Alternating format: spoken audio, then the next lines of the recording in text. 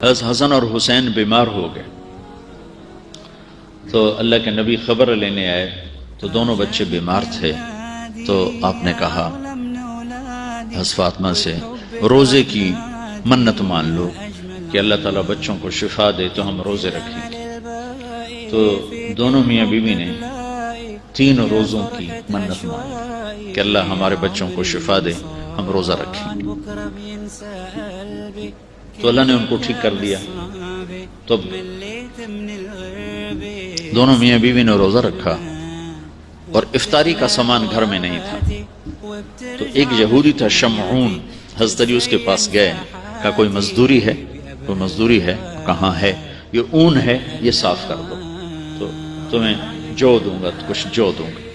تو وہ اون لے کر گھر میں آئے، حضرت فاطمہ کو دی کہ صاف کر دو۔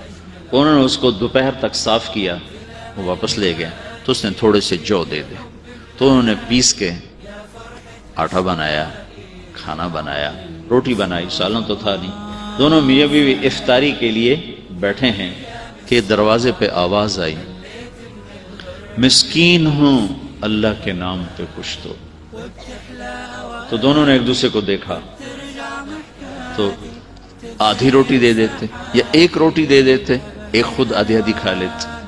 دونوں روٹیاں اٹھا کے اس کو دے دیں اور پانی پہ افطار کر لیں۔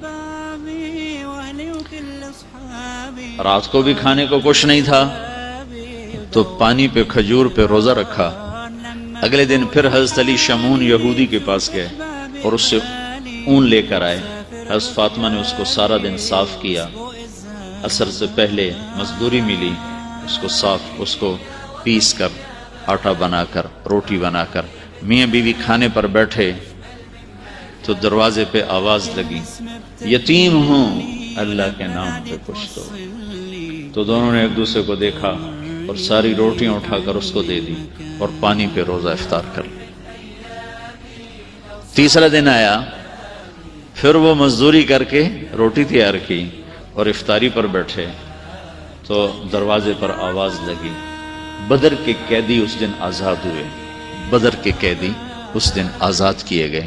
تو ایک قیدی دروازے پر آ گیا، قیدی ہوں ابھی چھوٹا ہوں اللہ کے نام پہ کچھ دو۔ تو دونوں میاں بیوی نے دونوں روٹیاں اٹھا کر اس کو دی تھی۔ 3 دن کے فاقے نے حضرت فاطمہ کو بستر پر گرا دیا اور بیمار ہو گئے۔ تو اللہ کے نبی حال پوچھنے آئے تو ان کے سینے پہ سر رکھ کے رونے لگے بیماری کی شدت سے۔ تو یہ ان آنسوں نے جو آسمان میں ہلچل مچائی، جبریل قرآن لے کر اترا، وَيُطْعِمُونَ الطَّعَامَ عَلَى حُبِّهِ مِسْكِينًا وَيَتِيمًا وَأَسِيرًا إِنَّمَا نُطْعِمُكُمْ لِوَجْهِ۔ پوری آپ کو سنو پیچھے سے، اللہ نے کیا عزت بخشی۔ پیٹ بھرنا تو جانور کا بھی کام ہے، پیٹ ہی بھرنا رہ جائے تو جانور انسان میں کیا فرق۔ ان الابرار یشربون من کاس کان مزاجها کافورا عینا یشرب بها عباد اللہ یفجرونها تفجیرا۔ یہ میرے بندے ایک دن آنے والا ہے وہ پئیں گے جس کا انہیں تصور بھی نہیں، کافوری شراب پئیں گے۔ پھر اب ان کی تعریف، یوفون بالنذر، اپنی نظر کو پورا کرتے، وہ منت کا لفظ، اپنی نظر منت کو پورا کرتے ہیں۔ یوفون بالنذر ویخافون یوما کان شرہ مستطیرا،